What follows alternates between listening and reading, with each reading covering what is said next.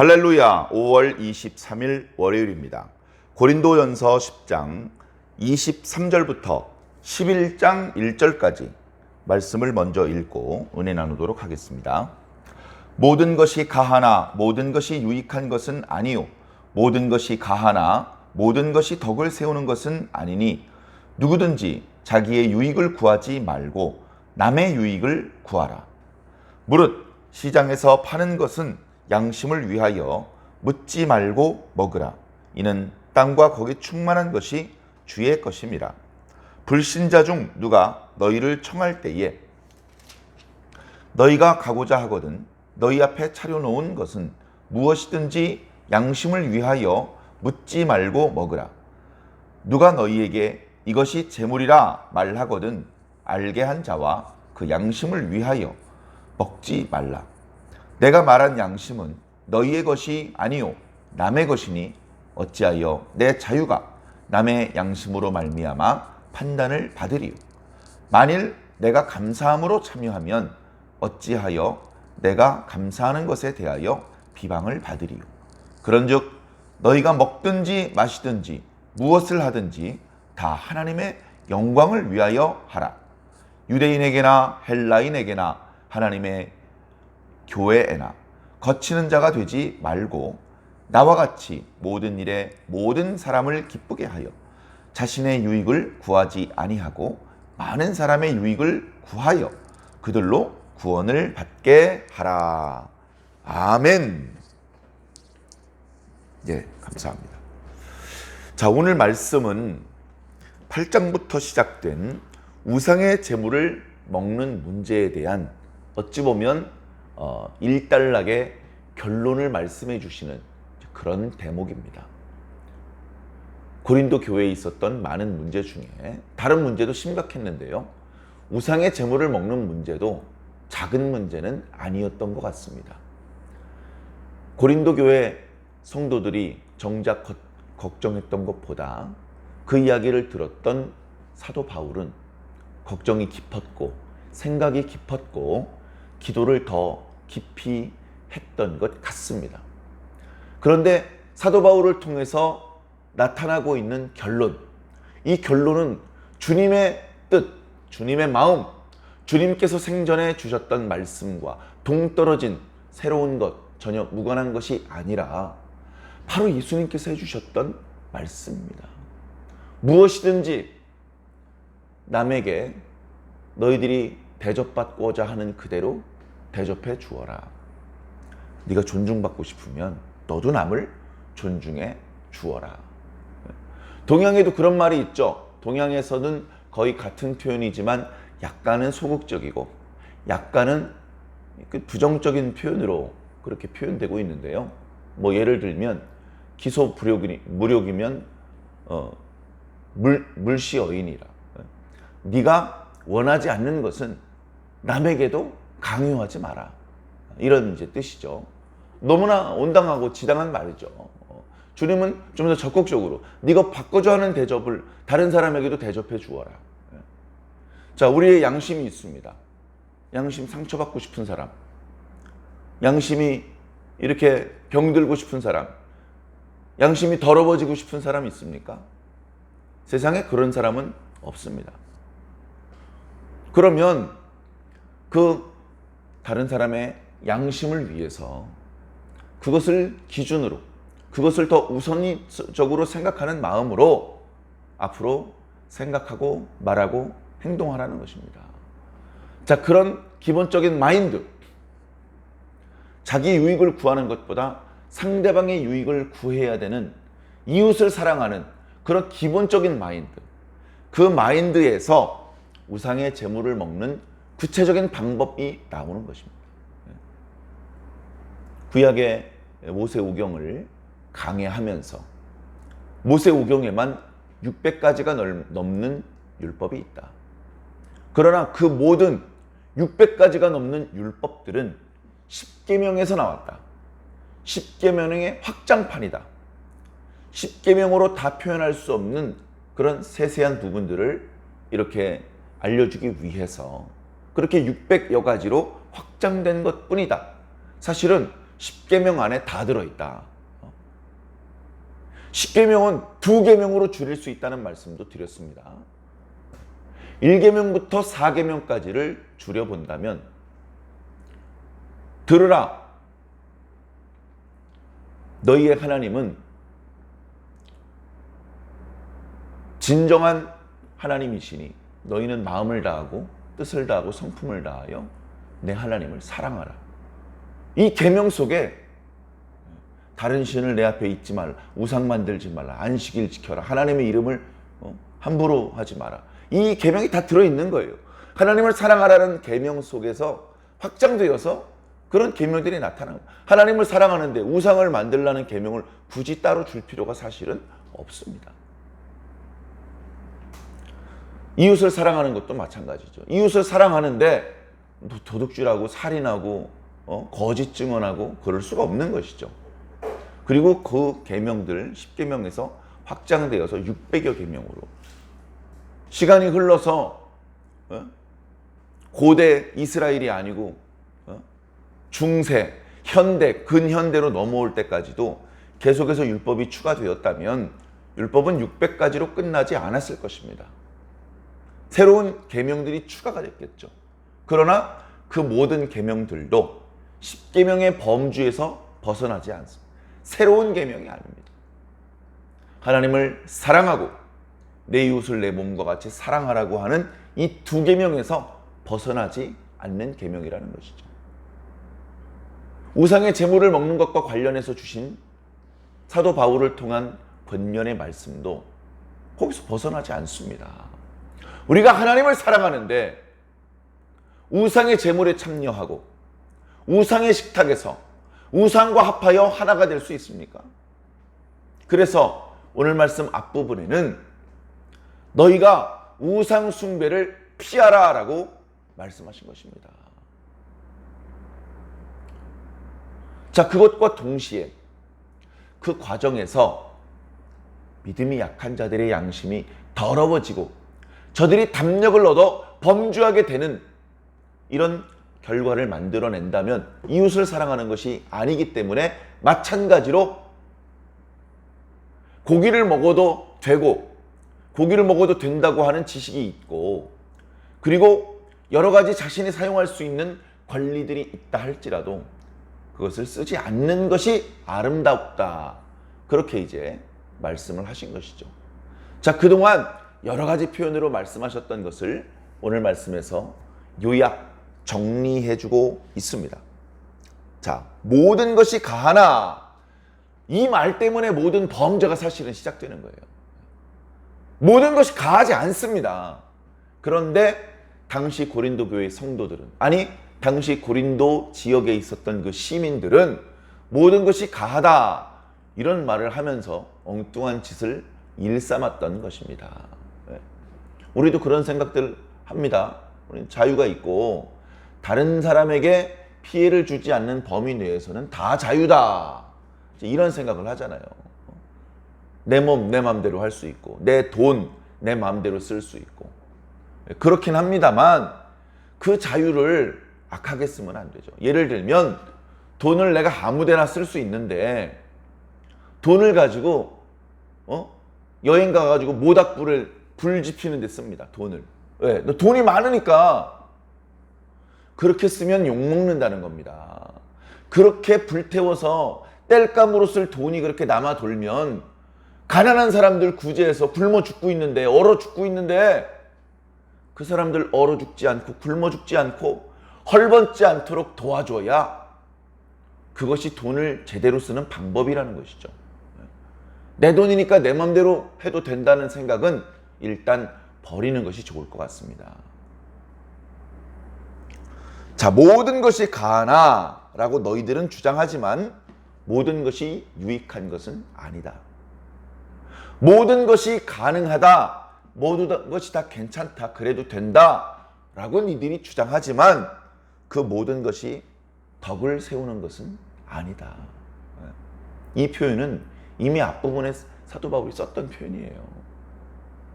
얼마나 고린도 교회 그 성도들이 당시 고린도 그 시민들의 악한 영향에 영향을 받고 있는지 알 수 있죠. 너희는 달라야 된다는 겁니다. 저놈들은 모든 것은 가하다라고 말하지만 너희들은 모든 것이 가하다는 생각을 버려라. 모든 것을 유익을 위해서, 네 유익 말고 네 이웃의 유익을 위해서 해야 되고, 모든 것을 덕을 세우는데, 덕을 세운다는 표현은 역시 이웃을 유익되게 한다는 표현도 포함되어 있고, 하나님께 영광을 돌린다는 의미도 포함되어 있고, 보고 듣는 모든 이에게 훈훈한 감동을 준다는 말도 표현되어 있고, 많은 것들이 덕을 세운다는 표현 속에 담겨져 있죠. 자, 구체적으로 얘기를 합니다. 자기 유익 구하지 마라. 23절에 모든 것이 유익된 것은 아니요. 유익하면 다 자기 유익만 생각합니다. 그런 마인드를 버려라. 저 고린도 교회 시민들, 예수 모르는 사람들은 그럴 수 있더라도 너희는 달라야 된다. 자기 유익만 생각하지 마. 자기 유익을 깡그리 무시하라는 뜻은 아닙니다. 육체를 입고 땅을 사는 동안에 자기 몸을 위하고 자기 영혼을 위하고 이렇게 자기 자신을 위하는 면도 있어야죠. 그러나 그것만 생각하면 이기주의자가 될 수밖에 없고, 그 누구와도 소통이 안 되는 잘못된 신앙인이 될 수 있으니 그러지 마라. 다른 사람의 유익을 항상 생각을 해야 된다. 누구든지 자기의 유익을 구하지 말고 남의 유익을 구하라. 이런 대전제 아래 구체적인 방법에 대해서 말씀해주고 있습니다. 그동안 사도 바울이 했던 말을 보면 먹으란 말인지 말란 말인지 모르겠다. 난 먹고 싶은데 먹으란 말이야 말란 말이야. 이제 지금까지의 글을 읽으면 구체성이 없으니까 어찌게 될지 모를 것 같습니다. 미련하면 그럴 수 있어요. 얼마든지. 자, 그런 사람들도 더 이상 혼란스럽게 어떻게 될지 모르겠다라고 말하지 않을 수 있도록 아주 구체적으로 세세하게 이야기를 해줍니다. 무릇 시장에서 파는 것, 시장에서 고기를 팝니다. 이건 거의 100% 재물에게, 우상에게 바쳐졌던 재물입니다. 거의 100%, 거의 100%. 그러나 물어보지 마라. 이거 혹시 우상의 제물로 바쳤던 건가요? 이렇게 물어보지 마라. 왜? 양심을 위하여. 양심이 다치니까. 그런데 이 양심은 저 뒤에 나오지만 네 양심이 아니다. 넌 그거 먹어도 네 양심 안 다쳐. 네 양심을 위하냐? 네 이웃의 양심, 남의 양심을 생각해서 물어보지 말고 먹어라. 먹고 싶으면 물어보지 말고 먹어. 자, 불신자의 집에 초대를 받으러 갔습니다.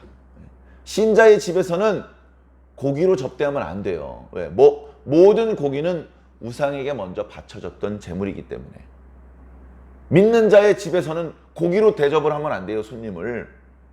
그런데 불신자의 집에서는 고기로 접대를 하는 것이 손님을 대접하는 가장 성의 있는 밥상이라고 생각을 할 거 아닙니까? 그래서 고기 중에서도 신선하고 맛있는 부위를 손님에게 제공을 합니다. 그럴 경우에 이거 혹시 우상에게 바쳐졌던 제물입니까? 이렇게 물어보지 말고 양심을 위하여 묻지 말고 먹으라. 누구 양심? 남의 양심. 묻지 말고 먹으라. 자, 그런데 물어보지도 않았는데 고기를 대접하면서 이거는 우리 고린도를 수호하고 있는 아르테미스 신에게 바쳐졌던 제물입니다. 이렇게 설명을 해버렸습니다. 그러면 역시 양심을 위하여 먹지 말아라. 경우에 따라서 먹을 수도 있고 먹지 않을 수도 있고, 사도 바울은 일말에 믿음이 약한 자들을 범죄하게 만들고 그들의 양심을 이렇게 더러워지게 만들 일말의 가능성이 있다면 난 그냥 고기를 무조건 안 먹겠다. 그렇게 이제 결심을 한 것이고, 너희들이 고기를 먹고 싶다면 타인의 양심을 생각해서 묻지 말고 먹으라는 겁니다. 그리고 그 고기의 정체가 드러나는 순간부터는 먹지 말라는 겁니다. 이렇게까지 구체적으로 이야기를 해주고 있는 것이죠. 그러면서 그렇게 하는 이유가 29절에 내가 만일 양심은 내가 말한 양심은 너희의 것이 아니요 남의 것이니 어찌하여 내 자유가 나는 먹을 자유도 있고 먹지 않을 자유도 있습니다. 근데 그것이 다른 사람의 양심으로 말미암아 판단을 받는 그러면 안 되기 때문에 그냥 먹지 않고 자유를 누리고 행사하는 자가 돼요. 자, 그러면서 종합적으로 31절 너무나 우리 성도들이 유념해야 될 말씀이죠. 그런즉 너희가 먹든지 마시든지 무엇을 하든지 다 하나님의 영광을 위하여 하라. 모든 것이 가한 것이 아니고 하나님께 영광을 돌릴 수 있는 것이 가합니다. 어떻게 해야 하나님께 영광을 돌릴 수 있습니까? 이웃의 양심을 고려하고 이웃의 유익을 위해서 할 때 하나님께 영광이 될 수 있습니다. 무엇이 진정으로 이웃의 유익입니까? 그가 구원을 받는 것이 진정한 유익입니다. 바로 그 이유 때문에 사도 바울은 많은 사람 앞에서 많은 모습이 되었습니다. 유대인들 앞에서 유대인들처럼 했고 율법 아래에 있는 자들을 위해서는 자신은 자유자이지만 율법 아래에 있는 자처럼 했고 율법이 없는 자들에게는 내가 율법이 없는 자가 아니고 그리스도의 율법을 가진 자지만 율법 없는 자처럼 했다. 내가 많은 사람에게 여러 모습이 된 것은 아무쪼록 그들 중에 몇 명이라도 구원시키고자 함이라. 사도 바울이 이렇게 했던 것처럼 너희들도 나를 좀 본받아라. 다른 거 내가 가난하게 살고 고통스럽게 살고 이런 건 본받지 않아도 돼. 그러나 다른 사람을 위하고 다른 사람의 양심을 배려하고 그래서 결국 하나님께 영광이 돌아가고 다른 사람들이 진정한 유익 곧 예수 그리스도를 통한 구원을 얻도록 하는 일에 너희들의 모든 마음과 힘을 쏟으라는 것입니다. 이 말씀은 옛날 얘기가 아니고요. 오늘 저와 여러분들에게 주시는 말씀이기도 합니다. 32절에 유대인에게나 헬라인에게나 하나님의 교회에 거치는 자가 되지 말고 주 안에 서로 거치는 경우가 얼마나 많습니까? 얼마나 많습니까? 저는 너무나 많은 이야기를 들었습니다. 너무나 많은 이야기. 사례도 다양하고 방법도 다양합니다. 결론은 한 가지입니다. 거친다는 거예요. 아, 나 저 집사님 때문에 교회 가기 싫어. 아, 저 권사님만 없으면 참 좋겠어.